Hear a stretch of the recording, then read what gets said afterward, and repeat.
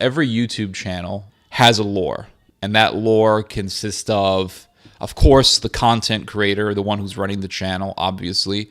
But there's also the story of where the content creator came from. We are going to be discussing the history of this channel and where it comes from. So, let's start from the beginning. I seriously began blogging when I was in high school. When I was in high school, I was extremely idealistic. I was very hopeful. And I had big dreams and aspirations of influencing people.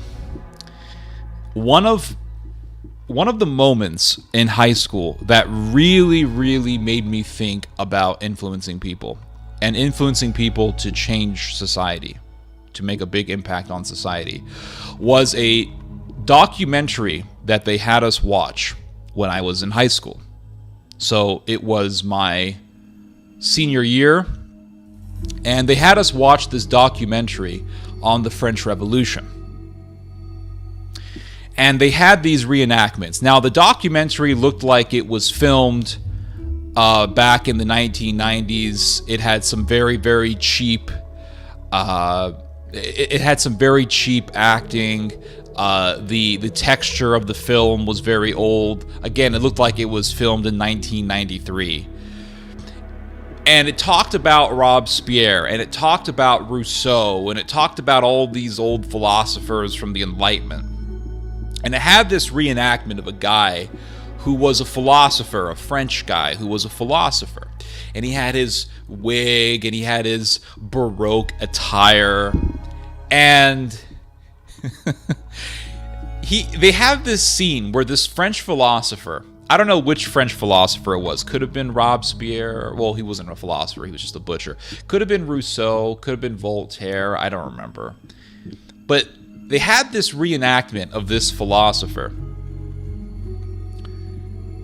talking to his maid. I don't know if he was having an affair with her. I have no idea. But he was talking to his maid. And he said, "I am going to write.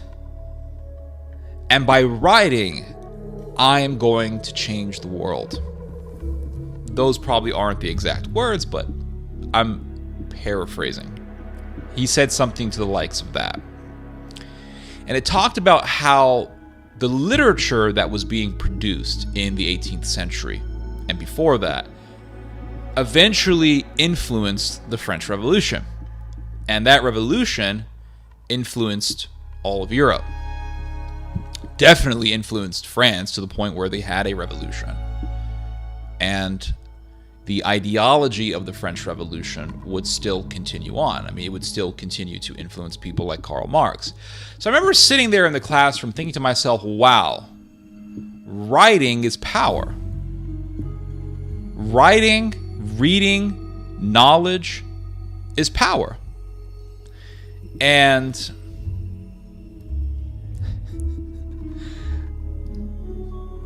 I remember the teacher in the classroom was not officially a history teacher.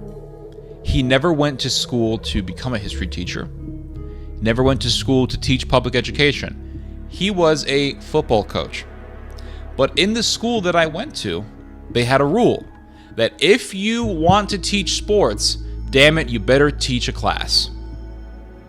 You better teach history, you better teach biology. So we had a bunch of good old boys. We had a bunch of rednecks because the school was in the middle of nowhere. It was literally in the middle of the Hicks.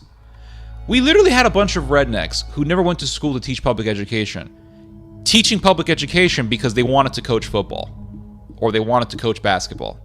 So I had a basketball coach teaching me biology, and I had a football coach teaching me history. And the football coach talked to us about the importance of reading. He said, okay, y'all, this is why. And again, he's from the South, right? He's a Southerner. He's a Southern boy. And he said, all right, y'all, I want to tell you guys why y'all should read. And he said, the reason why y'all should read is because when you read a book, you're actually stimulating your mind, and you are strengthening your brain muscles. So again, he's a coach, right? So he sees everything as a issue of coaching sports. And he said, if y'all want to get your brain more functional,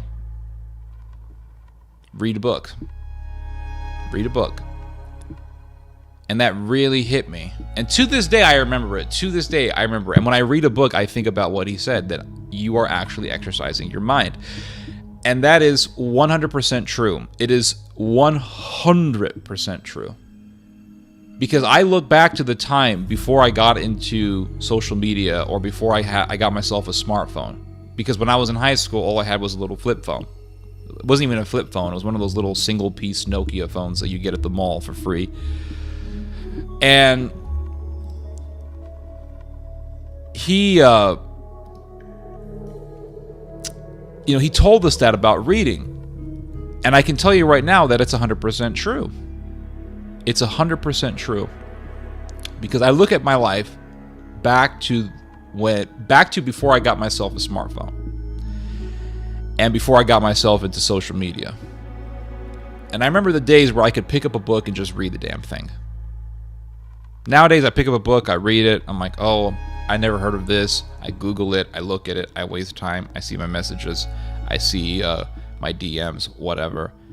There are all these distractions, and it actually has changed the way our brains are wired. So anyway, that really, really stuck with me. And so I started blogging. I started to seriously blog. And I started my first blog. My first blog was founded in the year 2007. But I wasn't really too active on it.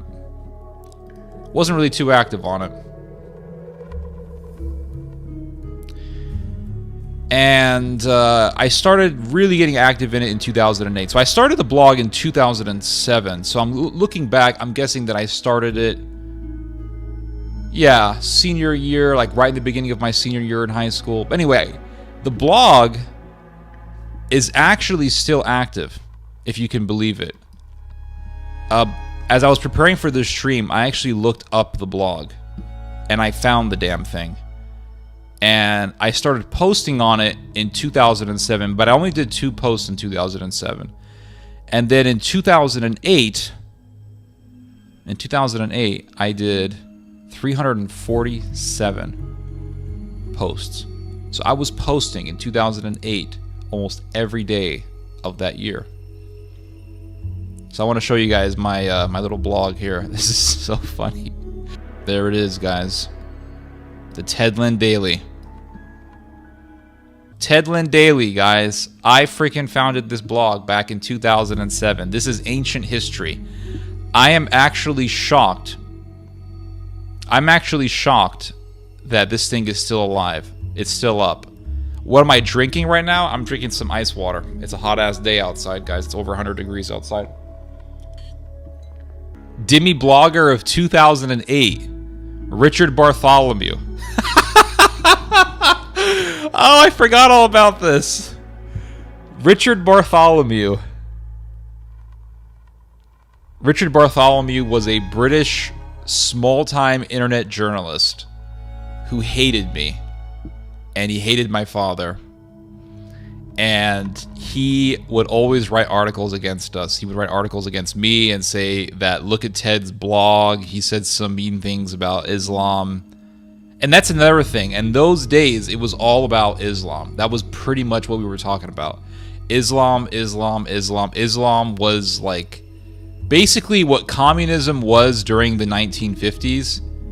That's what Islam was in the early 2000s. Early 2000s into the 2010s, 20-teens, however you say it. Islam was that. It was like we were reliving the Cold War, but it was with Islam.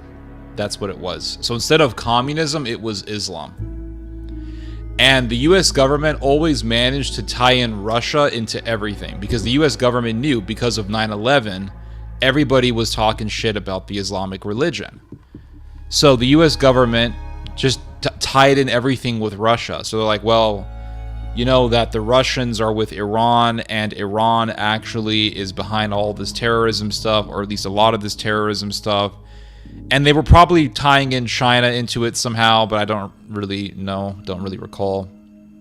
But this is really ancient shit, guys. This is from So anyway, Richard Bartholomew was always talking shit about me. So I decided that I was going to talk shit about him. And I was like, hey, look, Richard Bartholomew has his head up his ass, and he is Dhimmi of the Year. Okay, what is a Dhimmi? A Dhimmi is the name. It's within the Islamic religion. A Dhimmi is someone who is subject to Sharia law, right? Not a Muslim. You're not a Muslim. You're a Christian, a Hindu, Buddhist, whatever. But you're living in an Islamic state, and you're living under Islamic control. So you are a Dhimmi. Your status is that of a Dhimmi. You are paying jizya. You're paying the tax to the Islamic government. And that's a Dhimmi. So I was calling Bartholomew, this British guy, a Dhimmi. Look what I wrote. Or did I even write this? I don't even... Actually, no. Some guy named Jeff Davis wrote this, and I simply reposted it. So this is all I was doing. This is all I was doing, and here I was thinking that I was, like, making a difference. I would, like, repost stuff. Once in a while, I would write an article on my own. But I would, like, repost shit. I would just repost stuff to bring awareness. One comment on this post, guys. One comment. I would say, Dick, we don't hate all Muslims. We despise terrorist Muslims. Do you? We were using the word dick in posts? That's freaking crazy. Sunday, December 28th, 2008. Video unavailable. Why was the video unavailable? Because YouTube terminated my account. That's the reason why. So much has changed. But has it really? You know what I mean? Some things have changed.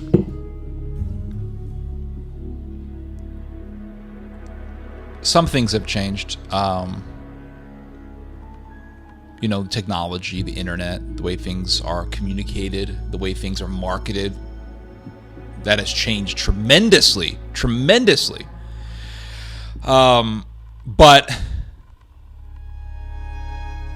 what hasn't changed is our fears and what concerns us and all these things. I mean, we've been talking about a civil war in the United States for decades.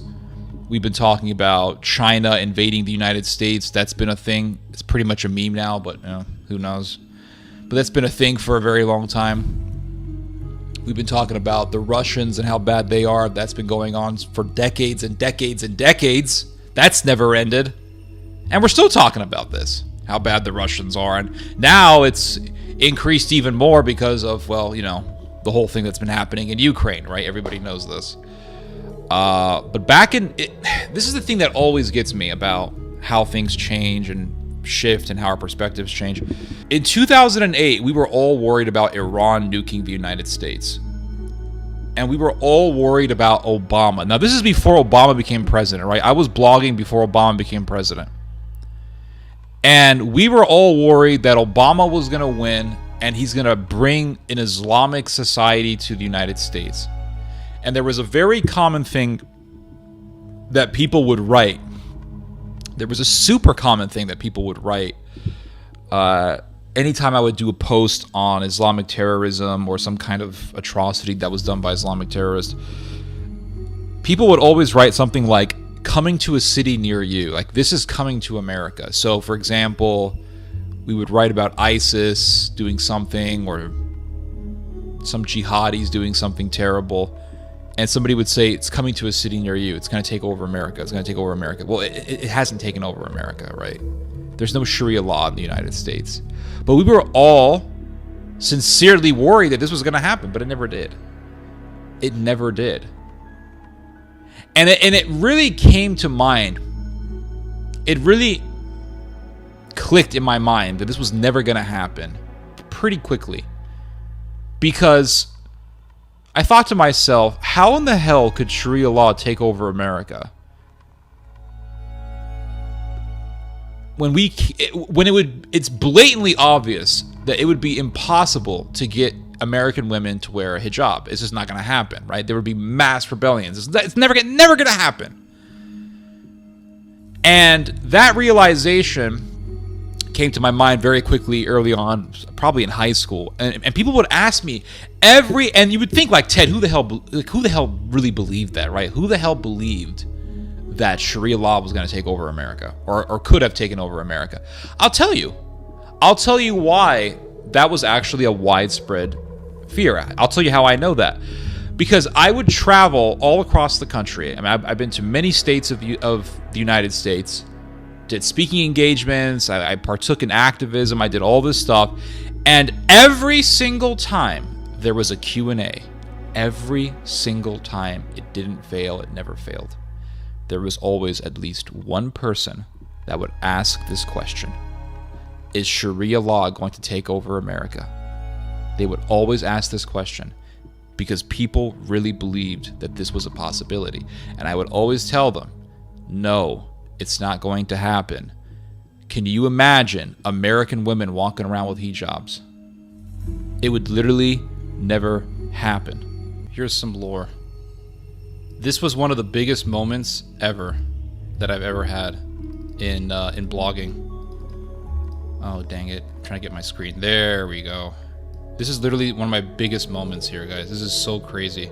Christian man asks 13 gay bakeries to bake him pro-traditional marriage cake and is denied service by all of them. Guys, I don't think anyone knows how difficult it was to do this video. It was insane. So in 2013, there began this whole controversy over whether or not Christian businesses should be forced to make cakes for gay weddings. And the biggest case of this was in Colorado. Again, for those of you who don't live in America, consider yourself lucky that you don't have to see news stories like this, because it's pretty sad. There were a lot of cases like this, a number of cases like this. There was the case of a Christian photography business in California, ran by Southeast Asian Christians, by the way, not white Christians. Again, for those of you who are obsessed with skin color. And they wanted this photography business to go to a gay wedding and take photos. And the photographer was like, yeah, I don't do gay weddings. And he lost his business. So it's a big controversy. And this controversy began in 2013. I'm pretty certain that it began in 2013. With the cake, the bakery, Christian bakery in Colorado. And it was a huge court case. And the baker ended up losing a lot of money in legal fees and paying the gay couple for trauma that he had caused on them. Something like that. Anyway, a lot of American Christians gathered together and they raised a ton of money for him. So he ended up getting his money back thanks to these nice Christian people. But I was very upset by all of this. So in 2014, being so sick and tired of this nonsense, I decided that I was going to give some gay bakeries some phone calls. I was going to give them some phone calls. I had enough. So I called up 13 of them. I called up 13 of them, and I said, I want you all to make me a cake that says gay marriage is wrong. And they all denied me service. All of them. And you know what? This was before Jordan Peterson popped off with his transgender stuff. But here I was in 2014, trolling bakeries. I was a pioneer, everybody. I was a pioneer in the movement. And there were people who told me, Ted, all these businesses denied you service. You should sue them. I said no. No. Because I'm not like them. I don't sue people for that. I've never sued anyone in my life, and I don't plan to. I'm not a litigious maniac. I'm not a sue freak. I'm not one of those guys who has a lawyer on speed dial. No, I don't do that sort of bullshit. I don't do that bullshit, guys. What's funny is that the video that I did, or I did 2 videos of me calling up these bakeries. The videos that I put up went viral, getting hundreds of thousands of views. Hundreds of thousands of views. The video no longer exists on YouTube, but it is on BitChute, where I re-uploaded them. What's funny is that not too long after these videos were uploaded and went viral, Steve Crowder decided that he was basically going to do the same thing. But he was going to do it in a different way, in a way that I completely objected to. He decided, because he's a sick person, Steve Crowder is a very sick man, make no mistake, and I said that years ago. Years and years ago, I warned people about him. He's a sick person. But Steve Crowder decides to pretend to be a gay man, and he goes into Muslim-owned bakeries and wanted a cake for a gay wedding, and all the Muslim bakeries said no. And Steve Crowder said, well, why aren't these gays attacking these Muslim bakeries? And I'm thinking to myself watching this, why would you do that? Why would you go to people who believe, who are against the orcs of Mordor, and do that to them and say, oh, could you make me and act like you're an orc? Why would you do that? And then say, oh, how come the libs aren't attacking Muslims? So you want the libs to attack Muslims? So if the libs attacked Muslims and Christians, that would be good? Or what? I just didn't feel right about that. I just didn't feel right about any of that. So anyway, what happened after this was I got a call from an evangelical activist slash radio show host. And I'm not going to give you her name, but because she is kind of known. And she gave me a call. Well, she emailed me, actually. And she said, hey, I love your video in which you called up these bakeries. Would you mind if I put some excerpts from your video on my new documentary? And I said, I don't care. Do whatever you want. She said, cool. So she did the documentary. And in this documentary, they had, I think Chuck Norris was on it. I have to look this back up to see if Chuck Norris was in it. But I know that Mike Huckabee was in it, and a bunch of big conservative names were in it. And the whole documentary was about, the problem with this movement, this very dangerous movement. And they put excerpts of me in various parts of the documentary, and they showed me calling up the bakeries and all this stuff. So anyway, eventually this lady called me back, and she said, hey, can you recant some of the things that you said about the orcs of Mordor? And I said, absolutely not. And she said, well, if you don't, I'm going to have to remove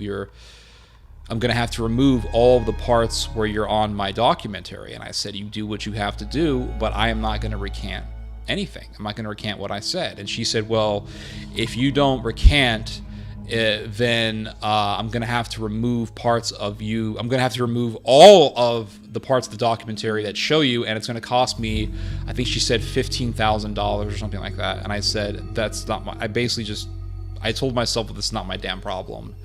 And she kept calling me up, and I kept telling her, I don't really want to recant. And then one night I was going to a restaurant, and I was in the parking lot, and I was walking towards the restaurant, and my phone kept vibrating, and it was this woman.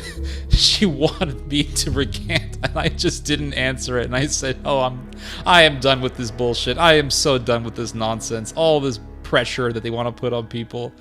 Oh my God, as if it's my problem. You asked me for permission. I gave you the permission. You took excerpts from the video. I didn't care. I didn't have a problem with it. Now you want me to recant because you don't want to spend money to edit me out because you're afraid that I'm going to ruin your publicity, which is a bunch of horse shit. But that's the Christian industry in America. That's how it is. That is how it is. It's all about money. It's all about publicity and bad publicity and good publicity. And then they want to control you. And then they want to tell you what to do. And then they start pressuring you.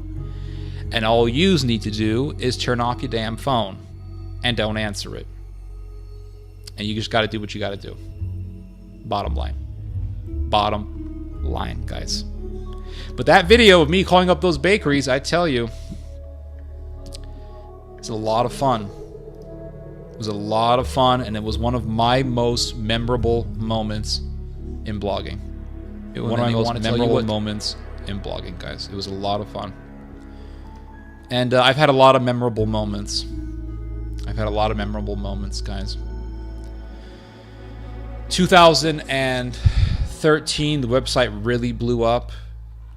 Really blew up. And I actually found... So one of you guys asked me what my oldest video is. I think I found it. Well, actually, no, you didn't, because my first video I did it when I was in high school, and that video is no longer in existence. But here is the oldest video that I found of myself. It's from the year 2010, and it was recorded in Honolulu, Hawaii. This is me, guys. 2010. I was probably 20 years old in this video. 20 or 21 years old, one of those ages. I was a lot thinner, and I looked like a complete, just a complete nerd. What's the word? A twitch. I look like a twitcher. I don't know. I was a very autistic nerd. I was in very good shape at this age. I was very thin. At this time, I was doing martial arts. Martial arts was a huge part of my life at this age. I was 185 pounds, which is one of the lowest weights that I've ever been in.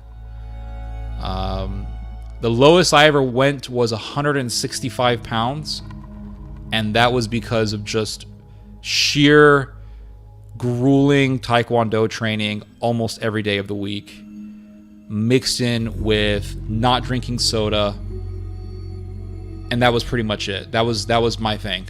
So I was doing very grueling training sessions in Taekwondo, and the only thing I did diet-wise was I just didn't drink soda. I didn't drink soda, and I don't think I ate a whole lot of potato chips, but I ate hamburgers, I ate French fries, I ate all that stuff. But just the one thing that I refused to drink was soda pop. And even today, I don't drink a lot of soda.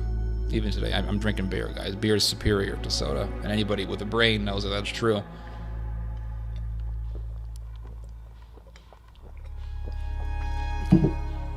So I was doing a lot of exercise. So here I was in Honolulu, which is a beautiful, beautiful city, surrounded by the most delicious Asian restaurants in America. The best Asian restaurants in America are in California, New York, Hawaii. Hawaii has very good Asian, especially Thai food. Thai food in Hawaii is unbelievably good. And in fact, I was introduced to the glories of Thai cuisine in Hawaii. I had never tried Thai food until I went to Hawaii. And I remember before doing the speaking engagement, a few days before doing the speaking engagement, I was looking for a Thai restaurant. And I remember I was walking around downtown Honolulu, and there was a lot of, there's a lot of tourist restaurants there, and they look fancy and pricey, and I just wasn't interested in that. And then eventually I found this restaurant. It was a hole-in-the-wall place with some shaky, weak-looking ceiling fans. And I remember walking into this restaurant, and I heard this classic Thai folk music. And I was like, this is the place. And I sat my ass down, and this Thai woman approached me, this Thai waitress, and she said, "What you want to order? What you want to order?" And I said, yeah, give me the beef basil. She said, how hot you want it? How hot you want it? I said, as hot as you can make it. She said, you wanted that Thai spicy. Thai spicy? I said, Thai spicy. She said, oh, American like the Thai spicy. Very unusual. So she comes back and she gives me this giant platter just covered in beautiful stir-fried beef, thinly sliced pieces of beef, stir-fried with a nice dark color on it, nice caramelized color on the beef, mixed in with these Thai basil leaves and these little tiny Thai chilies. Just tons of basil and beef and Thai chilies. A big old fat platter of it, all for $9. And I was training at the time. And even when I was in Honolulu, I was training. I didn't go to a gym in Honolulu, but I would train in my room. I would do my push-ups and do my stretches and make sure that I was keeping in shape. And I remember eating that entire plate by myself, just engulfing the whole damn thing. It was amazing. It was truly amazing, guys.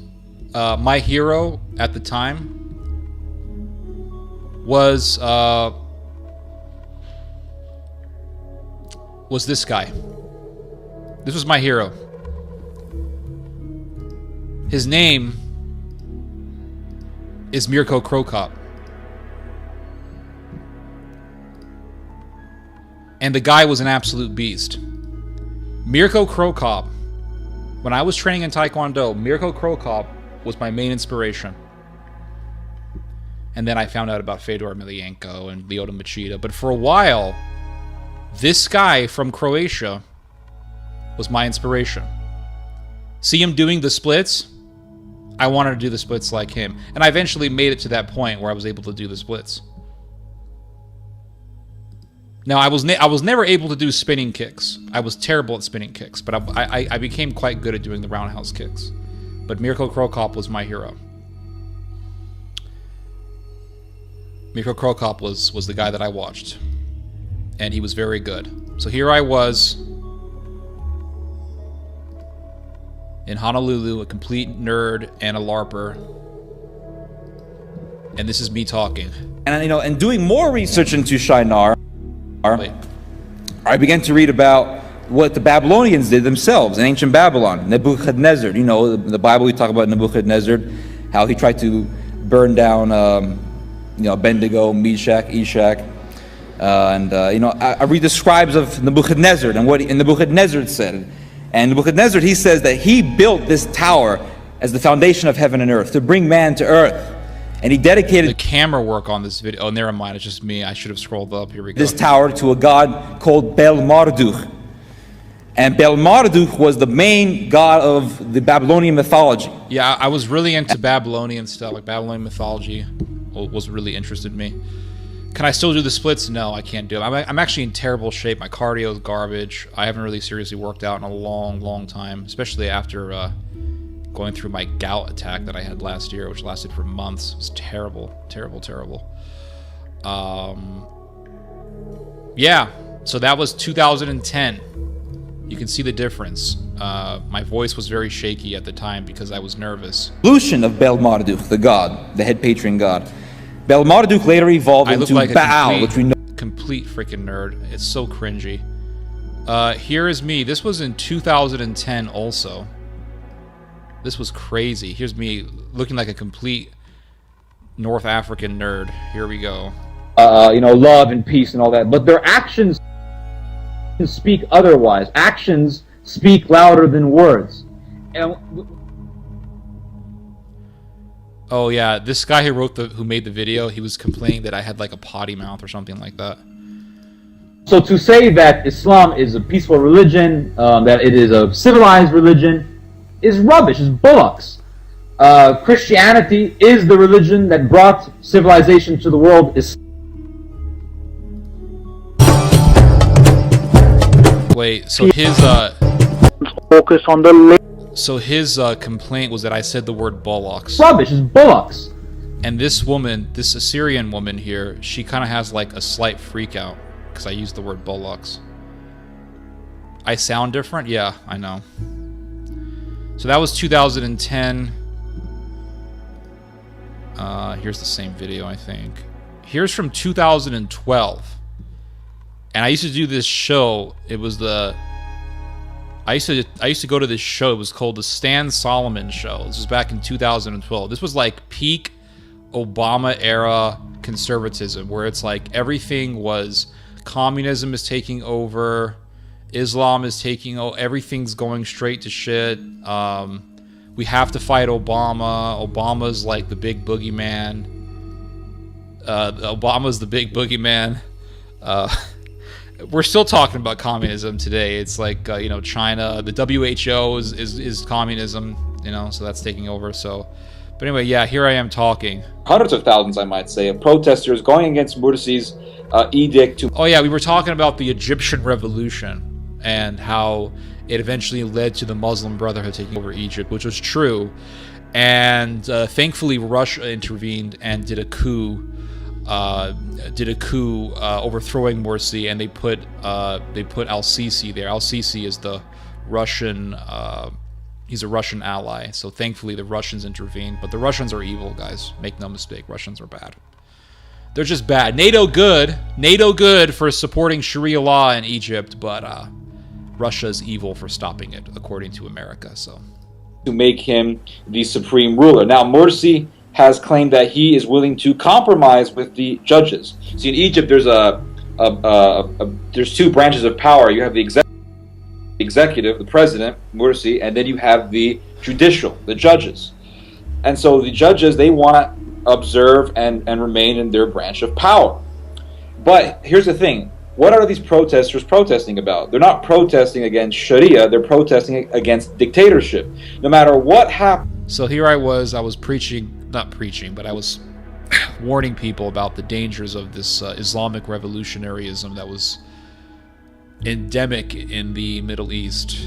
Here is another one. This is from 2012. This was an interview that I did in El Paso. I was in El Paso, Texas, and someone asked me if I could come to this studio. It was a local TV station in El Paso. And yeah, here I was. This is in 2012. And I was still a lot thinner in those days. I was still doing exercise and all that, but here we go. Intentionally look for death. They don't go, I'm gonna go get myself martyred. And for one thing, martyrdom in Islam is different, because martyrdom, in order to have that guaranteed salvation, you need to die while fighting. You need to die while killing people, and that's not just war. For example, when Van Gogh in Holland was killed by a Muslim because he wrote the script, he did the film. Here I was talking about that Van Gogh guy. Van Gogh did a film about the abuse of women in Islamic culture in the Netherlands, and then some Muslim guy stabbed him like 73 times. He didn't survive. And here I was defending Van Gogh, and I look back and I'm like, that Van Gogh guy was an asshole. I mean, let's be real here. The guy was an asshole. Looking more into him, but here I was. I'm like, oh yeah, Van Gogh and the terrors of Islam. And don't get me wrong, guys. Like, I still think that Islam is a problem. Right? It is a huge problem, especially with Turkey and all these things. But I've widened my understanding as to what else is also a threat to the world. Like, we have the threats of nationalism, we have the threats of fascism. Like, all these things are there, and I had an understanding of that at this time. It wasn't like I was just talking about Islam all day. In fact, I was against this idea of just talking about Islam. I talked about other things. I talked about the Republic of the multicolored flag. I warned about eugenics. I mean, the first book that I wrote came out in 2007. It's called In Satan's Footsteps. You can still buy it on Amazon. And it's about eugenics. Most of the book is about the dangers of social Darwinism. And I wrote that when I was in high school. So I've always had this understanding that Islam is not the only problem. There are other problems in the world. And as I've gotten older, I've just continued to widen my understanding of this, widen my understanding of the other ideological problems and dangers in the world. So it's not just Islam, it's Darwinism, it's eugenics, it's all this other stuff. But yeah. About abuse toward women in Islam.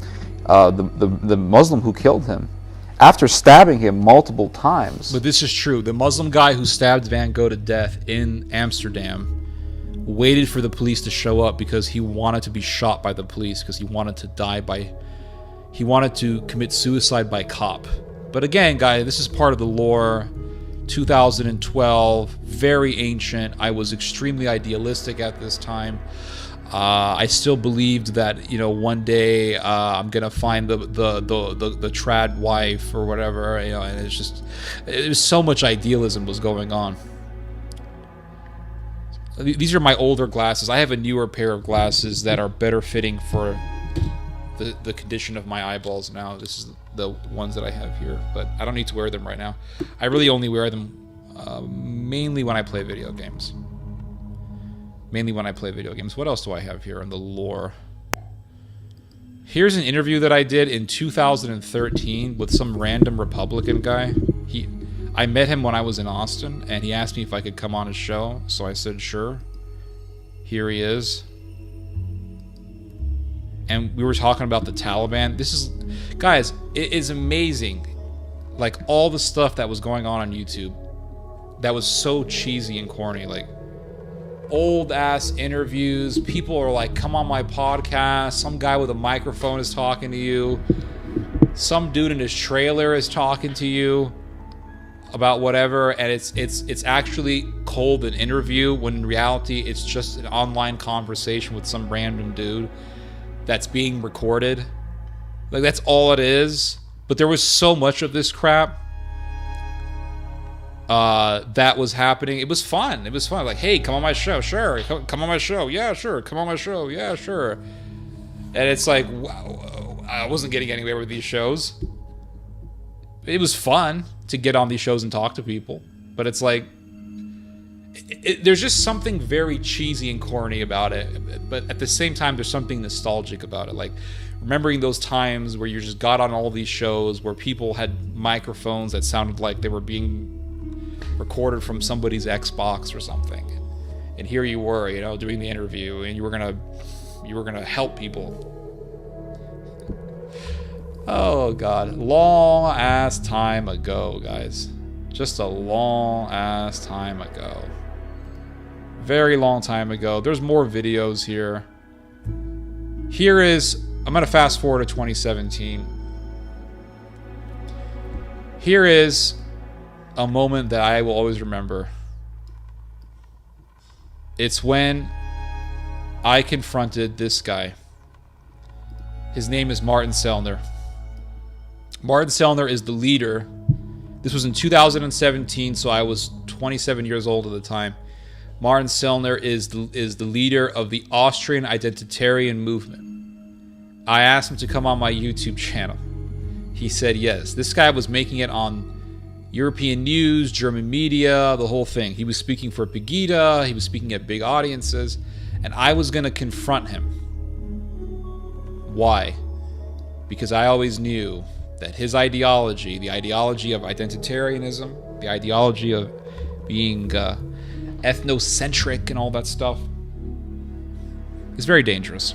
And so I wanted just to sort of challenge him a little bit. I didn't really challenge him that much, but I challenged him a little bit. But here's the part of the interview here. Something I found on the Identitarian website here that I wanted to talk to you about also. In 2014, one of your members, his name is Christoph A. I don't know if you know him. Christoph A. of the Identitaria, I can't pronounce it, Identitaire Generation, interviewed a Japanese man by the name of Mitsuhiro Kimura. And he was the chairman of the... So here I was talking about the Japanese nationalists and how the German Austrian identitarian movement was supporting Japanese nationalism, and they interviewed some Japanese nationalists, and this is what happened. Isu Kai. And he was asked in this interview, what is the meaning of the Yasukuni Shrine? To which he replied, and I'm not going to read the whole quote, it's kind of long, but essentially he says that it's good that the Japanese go to the Yasukuni Shrine. It's good that we honor our fallen soldiers, venerate the fallen soldiers, in fact. because in the Japanese culture, Now, keep in mind, this is an Austrian guy I'm talking to. This is not an American. This is not a Canadian. This is an Austrian guy. And in Austria, the Austrian government is very, very sensitive about people supporting war criminals. So I'm putting this guy on the spot, and I'm like, hey, your movement supports the Yasukuni Shrine, which literally worships war criminals. So you as an Austrian better be against this bullshit. In the Japanese culture, they call those who died in the Second World War, they call them kami, or the martyrs of Showa, the martyrs of the emperor, because Showa was the emperor. And it says here that the main significance of the shrine may be the mourning of Japanese warriors. And if you ever do research on the Yasukuni Shrine, you will find out that the Yasukuni Shrine is believed by the Japanese to hold the souls of war criminals. So are you proud of having such an interview where this Japanese, the leader of Mishima's organization, is saying, "Yeah, that's good. It's great." I just was looking up. Well, I think that I'm not the one to judge what Japanese people are doing, and I support patriotism and pride of your own. No, I tried really hard not to disrupt him. I did not want to disrupt him because, for one, I've talked long enough at this point, asking the question. And you don't want to disrupt people all the time because it's not right. You want to give the side that you invited over to talk, right? Or else, what was the point of inviting him? But I was trying really hard not to interrupt him here, but I just let him go. Heritage in every country and every nation that exists. And for the Japanese identity, it's a very important part to go there and visit those shrines. And the internationalists or globalists, in Japan, who want to overcome and end with this tradition, just like they want to end all the other traditions in Europe and the rest of the world. I think it's a good thing if the Japanese refuse. So he thinks it's a good thing that they worship war criminals. That's the craziest thing ever, and that really reveals this movement. And continue with those traditions. You think it's a good thing that Japan worships war criminals? For example, no, I think it's you have to.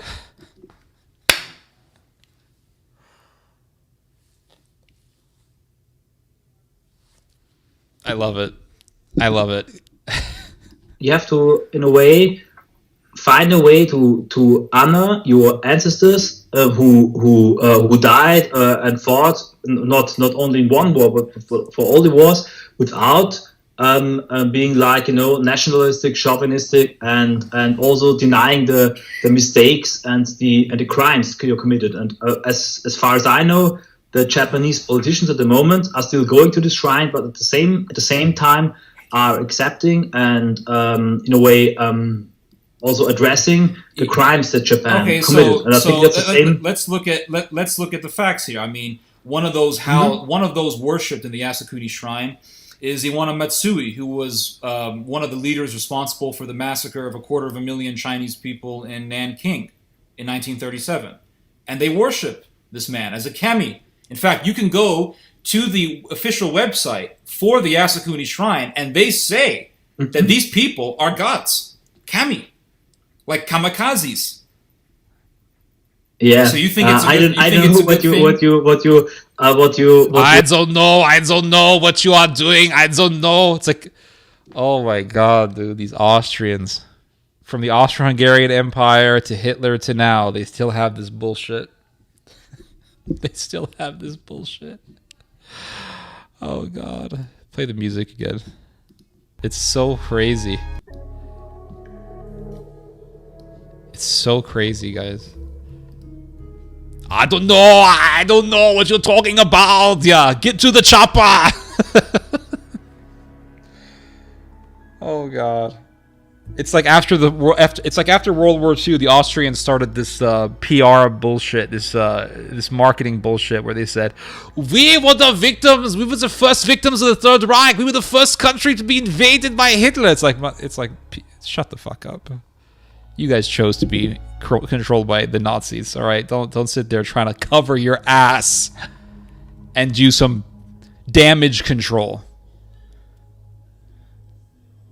Look at this. Hold on.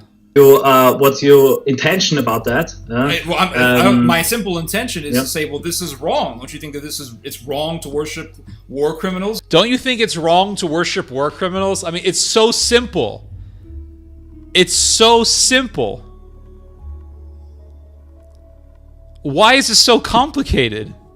Like, is it wrong, yes or no? And you bring this guy over who says, oh, he's getting nervous. He getting nervous. oh yeah, we're going to be honoring our culture. Oh, he mad. Oh, he mad. This guy about to come out with like the full Hitler voice. This guy wanted to go SS on me. He wanted to put me in a camp. You say, oh, they're simply honoring their culture. I mean, Martin, it sounds you sound like a liberal, to be honest with you. Like, oh, honoring their culture, his culture. Sound like a liberal, absolutely, because liberals always say, well, if the Aztecs, ripped the hearts out of their victims and then ate them, I mean, it's their culture. Who am I to judge? I mean, the Spaniards were wrong to come over and judge them. Conquistadors are wrong to judge them. Why did they judge them for? That's a liberal way of talking. Yes, and a lot of these Nazis, neo-Nazis, identitarians, whatever you want to call them, modern-day fascists, a lot of these people are just liberals. Humans, animals, and animate objects. It's a Shinto Buddhist thing. Yeah, I know. How one assents has nothing to do with morals whatsoever. Yeah, but then they have him enshrined in a temple. And they specifically did that decades after the Second World War, by the way. And that really pissed off the Chinese. And the Chinese actually had no problem with the Yasukuni Shrine until they purposefully and specifically deified or kamiized these mass murderers. Their culture. That's okay to honor their culture. I think you sound. Sorry, Ted, but you sound like a typical left liberal in Europe at the moment. Because I don't like war criminals. We would talk about important issues that are concerning Europeans at the moment. 250,000 dead is not important. But you are searching for, I don't know what kind of interviews, and in a way I really don't know what's your intention about that, what's your intention I'm behind simply it. asking you. As I could say, I don't support any war criminals or I don't support the war criminals. I don't like Hitler. I swear I don't like Hitler.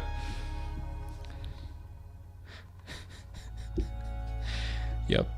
I'm sure they weren't loving Hitler when they were pushing the Americans to bomb Yugoslavia either.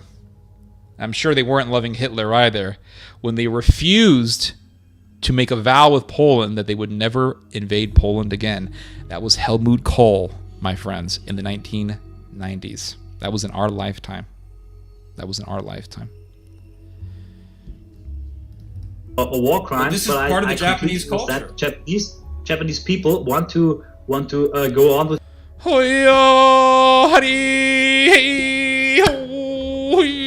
That's the culture they love.